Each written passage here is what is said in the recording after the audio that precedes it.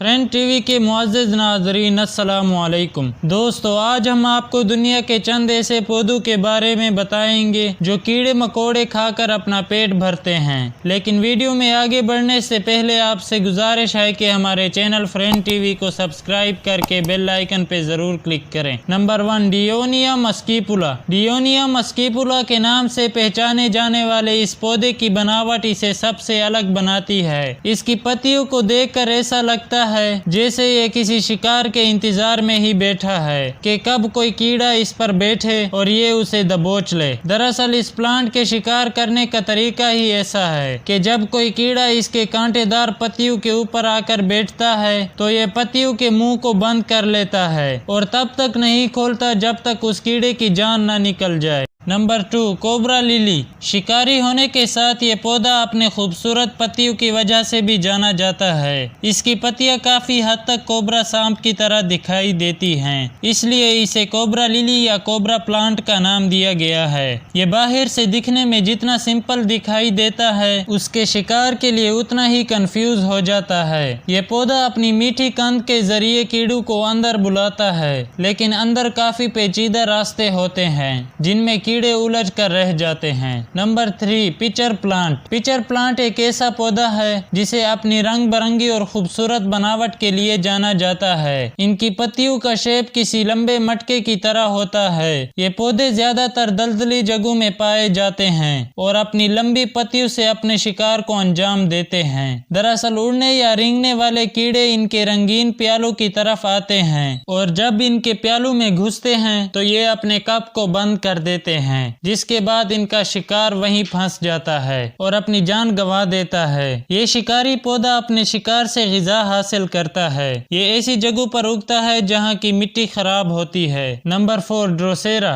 اب جس خوبصورت پودے کو ہم دیکھ رہے ہیں سنڈیوز کے نام سے بھی جانا جاتا ہے۔ ڈروسیرا پودا اپنا پیٹ بھرنے کے لیے کیڑے مکوڑوں کا شکار کرنے میں ماہر ہے۔ اس کے آس پاس ایک گولائی میں تقریباً 25 پتیاں ہوتی ہیں اور ان پتیوں پر سینکڑوں چھوٹے چھوٹے بال ہوتے ہیں۔ ان بالوں پر ایک چمکیلا جیل نما مادہ ہوتا ہے جسے دیکھ کر کیٹ پتنگے اس کی طرف اٹریکٹ ہوتے ہیں، لیکن جب اس پر بیٹھتے ہیں تو وہیں چپک جاتے ہیں، جبکہ اسی دوران اس پر موجود بال بھی مڑنا شروع ہو جاتے ہیں اور وہ کیٹ ان کی پکڑ میں پوری طرح جکڑتا چلا جاتا ہے اور پودا اس کیڑے کو چوسنا شروع کر دیتا ہے۔ مزید اس طرح کی ویڈیوز دیکھنے کے لیے ہمارے چینل کو سبسکرائب کریں۔